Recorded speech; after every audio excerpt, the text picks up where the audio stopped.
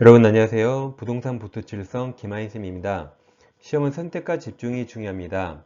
이 시간에는 민법 시선집중 39강을 진행하겠습니다. 시선집중 교재는 민법 핵심 사항을 100페이지로 구성한 요약집입니다. 이걸 3번, 4번 반복하시면 금방 구독 좀 할 수 있습니다. 이 시간은 포인트 39번 가등기 담보법을 공부하겠습니다. 여러분들이 먼저 두 문제 풀어보겠습니다. 1번 문제 지금 풀어보세요.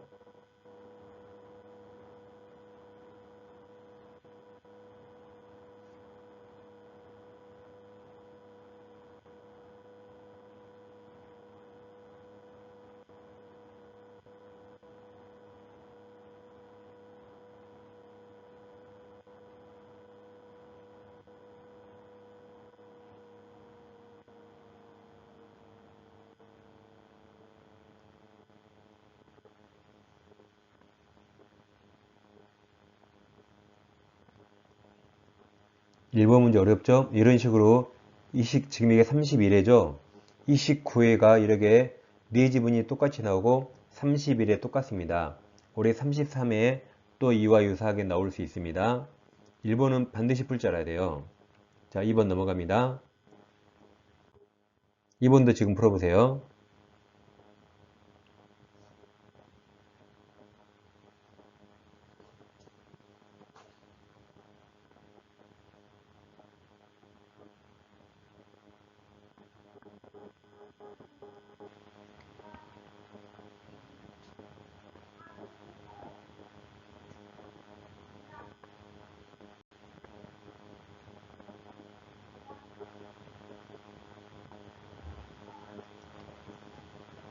자, 이제 같이 공부하겠습니다.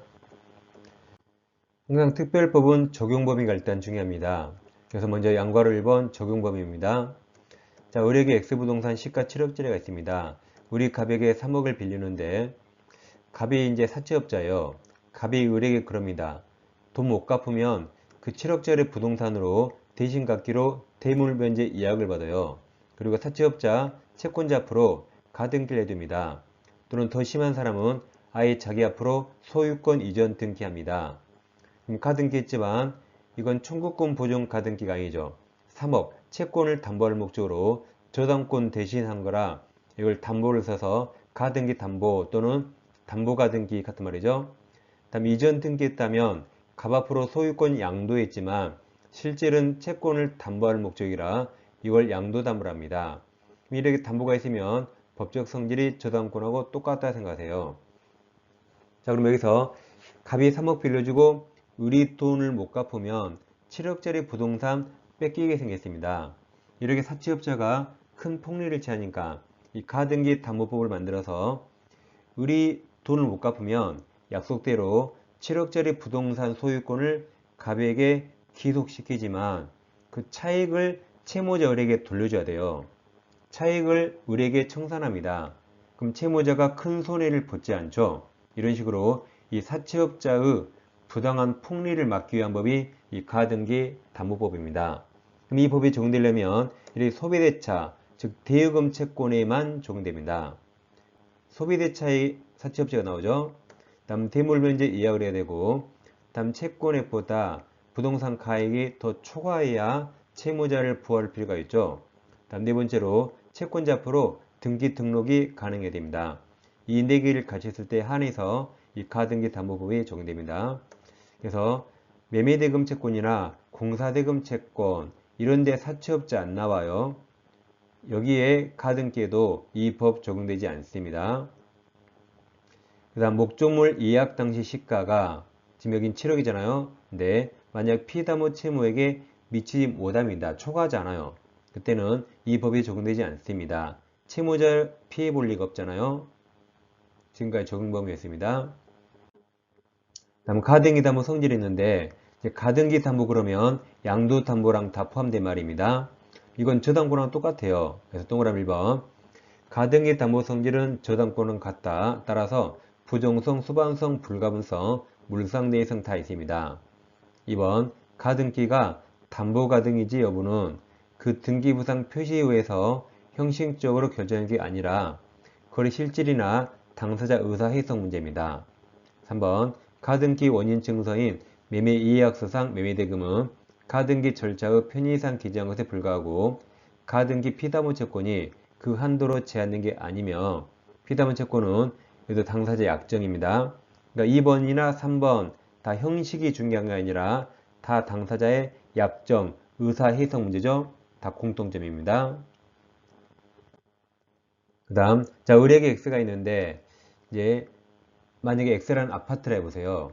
근데, 이제, 우리들이 아파트가 있는데, 돈이 필요해서 갑은행으로부터 3억을 대출받고, 갑은행 앞으로 저당권을 설정해 줍니다. 그럼 이제, 을이 채무자고 설정자죠. 갑이 채권자 은행이면서 저당권자입니다. 이렇게 우리 아파트에 저당 설정하면, 이제 아파트는 누가 살죠? 갑은행이 사는 거 아니죠. 여전히 채무자, 설정자가 여전히 아파트를 점유합니다. 이처럼 저당권은 목적물을 점유하잖아요. 따라서 만약 을이 병에게 임대차에서 월세 차임이 나오면 이 월세 누가 받습니까? 여전히 채무자, 설정자가 받죠. 은행이 월세 받는 거 아닙니다. 이처럼 이 과실에는 저당권 효력이 원칙 미치지 않습니다. 여전히 을이 받는 거죠. 그리고 갑은 을로부터 이자를 받는 거죠. 그럼 가등기 담보나 양도 담보도 똑같습니다. 셋 다 똑같아요. 목적물의 원칙, 채무자 설정자가 사용하고 차임 채권에 못 받습니다. 그래서 사용 수익권은 원칙 채무자 설정자예요. 근데 가등기 담보에서 담보권자가 청산 절차를 종료하면 얘들은 할 일을 다 했거든요. 그때부터는 채권자가 사용수익합니다. 그 다음 아까 월세를 누가 받아요? 을이 받죠. 그래서 이 담보권자는 설정자 채무자나 또는 그 채무자로부터 점유를 승계받은 임차인 등 이들한테 임료상당의 손해배상이나 부당이득 반환 청구할 수 없습니다. 아까 월세는 갑들이 받는 게 아니라 을이 받는다 했죠. 저당권하고 똑같다 하시면 어렵지 않습니다. 다음 이제 실행에서 양과로 1번 기속청산이 있습니다. 가등기 담보법에서는 처분청산은 허용하지 않습니다. 사적으로는 처분 X, 사적으로는 귀속청산만 허용합니다. 이 절차가 심히 나오는 거죠. 그럼 우리에게 다시 7억짜리 부동산이 있어요. 근데 우리 이 부동산에 먼저 A라는 저당권자가 있고 이제 갑이 가등기 담보나 양도담보권자가 있습니다. 다음 갑보다 후순위 권리자가 있어요. 그럼 지금부터 주어가 갑입니다. 을이 갑에게 돈을 못 갚아서 갑이 기속청산하는 겁니다. 즉 소유권을 갑에게 기속시키고 차익을 을에게 청산하는 겁니다. 그럼 이제 변제기 때 을이 돈을 못 갚아요. 그럼 갑은 을에게 실행 통지합니다. 이때 무엇을 할까요? 청산금인데 목적물 평가액이 약 7억이죠. 갑이 주어라 갑이 채권을 피담보 채권이라고 지금 갑보다 선순위 권리자 A가 있잖아요. 그럼 A 채권을 피담보 채권에게 포함시켜요. 포함시켜야 합이 5억이 되죠. 이 5억을 빼면 청산금이 2억이 남습니다. 왜 선순위 채권액을 같이 포함해 뺄까요? 자, X부동산 소유권이 갑에게 넘어오면 갑은 A 저당권 부담을 아는 소유권을 취득합니다. 그럼 갑이 나중에 A 채권 2억을 갚아야 돼요. 따라서 여기서 2억도 같이 포함해서 빼줍니다. 그럼 청산금이 2억 남아요. 자, 그리고 누구에게 통지하는가? 저 X부동산과 연관이 있는 채무자 등과 갑보다 후순위 권리자 병이 있죠. 이 병에게도 통지합니다. 그리고 또 돈 갚을 기간을 2개월 줍니다. 이 청산기간 2개월 줍니다. 그럼 우리 이 기간에 돈 갚으면 을은 소유권을 뺏기지 않죠. 근데 을이 돈을 못 갚으면 채권자 갑은 이제 청산금을 지급하고 을은 소유권 등기를 본등기를 하는 것이고 목적물도 해줍니다. 이 소유권을 뺏기는 거죠. 이것 두 개가 그래서 동시관계입니다. 갑은 목적물을 평가할 텐데 갑이 양심의 털 나서 7억짜리를 6억으로 평가해서요. 청산금 1억에 적습니다. 이렇게 채권자 갑이 주관적으로 자기 멋대로 평가하더라도 실행통지 효력이 있고 청산기간 진행합니다. 이하면 채권자 갑이 주관적으로 멋대로 평가해도 채무자 을에게 아무런 손해가 없습니다. 지금 1억으로 통지했죠? 그래도 우리는 청산기간 2개월 안에 돈 갚으면 소유권 안 뺏기니까 손해가 없습니다. 근데 만약에 채무자율이 청산기간 2개월 내에 돈을 못 갚아요. 그래도 오른쪽 제일 끝에 이게 동시행 빨강색 네모 두 개의 동시행이죠. 오른쪽 끝에 이제는 이제 갑이 정당한 청산금을 주지 않으면 을은 동시행 한면으로 소유권 본등기도 거절하고 목적물도 안 넘깁니다. 이처럼 채권자가 주관적으로 낮게 평가해도 채무자에게 아무런 손해가 없으니까 실행통지 효력이 있고 청산기간 진행합니다.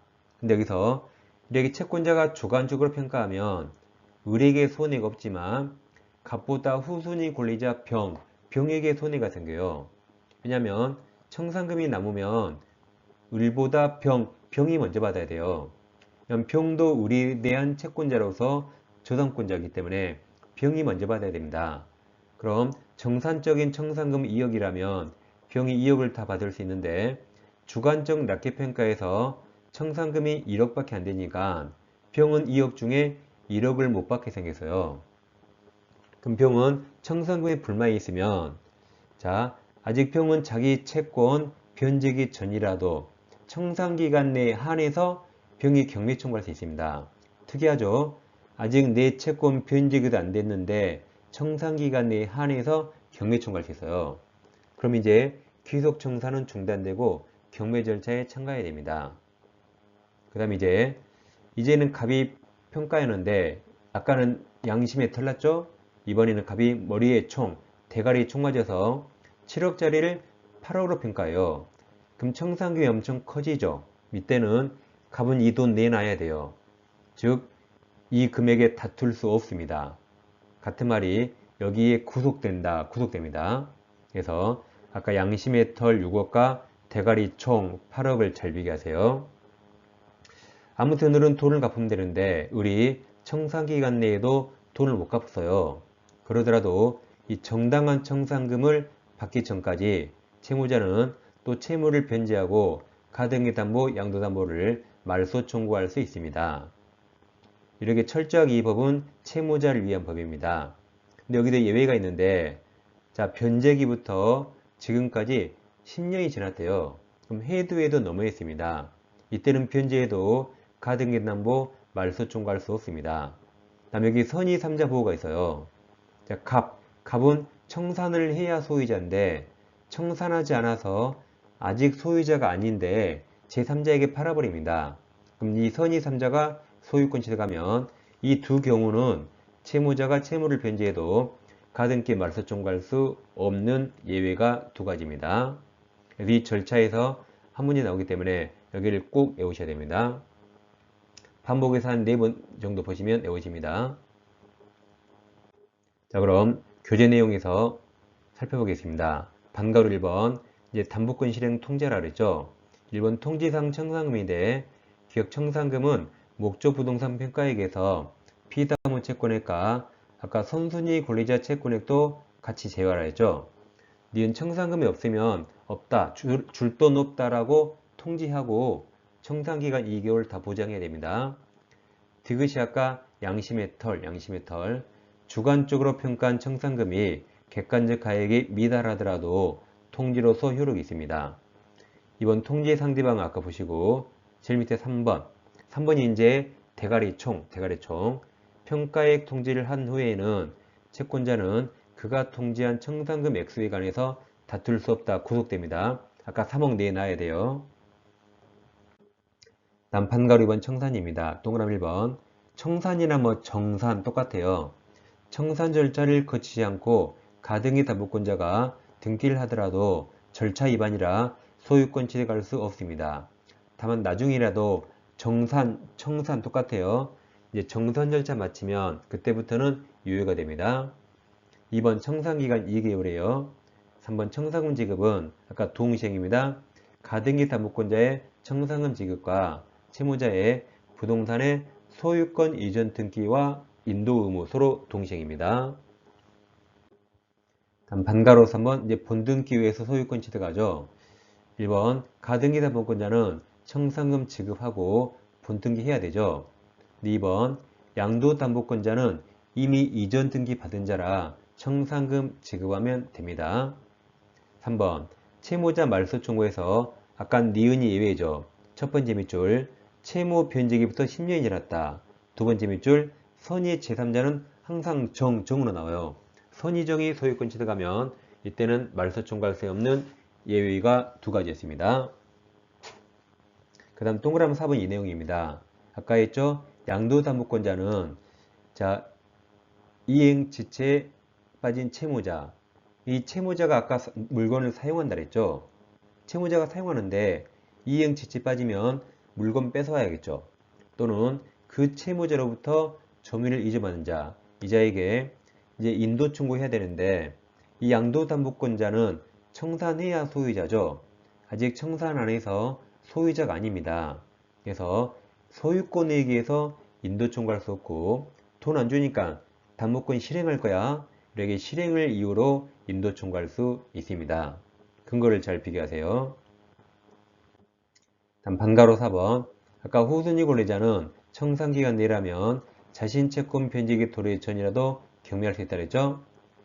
그 다음에 이제 기속청산이 끝났고 자 양도담보권자나 가등기 담보권자도 저당권하고 똑같이 경매할 수 있습니다. 그래서 1번 경매의 경우에는 가등기 담보를 저당권하고 똑같이 봐요. 그래서 2번 담보가등기 마친 부동산에 대해서 강제 경매 등이 행해지면 담보가등기는 부동산 매각으로 소멸합니다.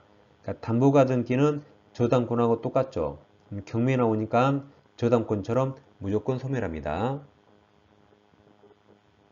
자, 문제를 보겠습니다. 1번 을은갑에 대한 1억 원의 차용금 채무가 소배대차죠. 이걸 자 담보동을 쳐요. 담보하기 위해서 자신의 X금을 2억 원에 관해서 간명의로 다음 소유권 이전 등기 이게 양도담보죠. 소유권 이전했지만 담보할 목적이라 양도담보입니다. 옳은 겁니다. 1번 저당권은 똑같아요. 갑은 X금을 화재로 을이 취득한 화재의 보험금 청구권에 대해서 물상대할 수 있다죠. 2번, 3번 두 개 잘 비교하세요. 2번 갑은 을로부터 X금을 임차하여 사용하고 있는 임차인에게 소유권이죠. 소유권에 의해서 반환 청구할 수 없습니다. 3번처럼 갑은 담보권 실행이 맞아요. 담보권 실행으로서 을로부터 임차하여 X건물을 점유하고 있는 병에게 인도 청구할 수 있다. 이게 정답이죠. 2번, 3번 잘 비교합니다. 아까 4번은 갑이 월세 받는 거 아니라 그랬죠. 4번 갑은 을로부터 X금을 임차해서 사용하고 있는 병에게 임료상당 부당이득 반환 청구할 수 없습니다. 5번은 아까 선이 정보된다 그랬죠. 갑은 아직 청산 안에서 소유자 아니거든요. 소유자 아닌 갑이 X건물을 선의정에게 소유권 이전 등기 해준 경우 그럼 선의정이 소유권 취득합니다. 그래서 을은 정에게 소유권 이전 등기 말소 청구할 수 없습니다. 정답은 3번입니다. 2번은 가등기 담보법 틀린 겁니다. 1번 담보가등기 마친 부동산에 대해서 강제 경매 나오면 저당권이나 담보가등기 무조건 소멸합니다. 제일 그때 소멸한다 맞았어요. 2번 가등기 피담보 채권은 당사자 약정과 관계 있죠. 약정에 의하죠. 그리고 가등기 원인 증서인 매매 예약서상 매매대금 한도로 제한된 게 아니라 그랬죠. 약정 실질에 따릅니다. 정답 2번입니다. 3번 채무자가 청산기간이 지나기 전에 한 청산금에 관한 권리양도는 이로써 후순위 권리자에게 대항하지 못합니다.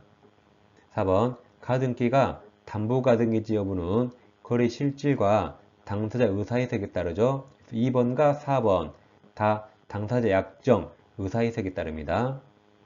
5번 가등기 담보 부동산의 예약당시 시가가 그 피담보 채무에게 미달하는 경우에는 그럼 이 법 적용되지 않는다 그랬죠? 그러니까 이 법이 적용되지 않으니까 청산금 평가액 통지도 할 필요 없게 되겠죠? 정답은 2번입니다. 가등기 담보법은 내용이 어렵지만 시험에 나올 게 정해 있으니까 반드시 한 문제 맞춰야 됩니다. 자, 다음 시간이 마지막 시간이네요. 마지막까지 최선을 다해주세요. 감사합니다.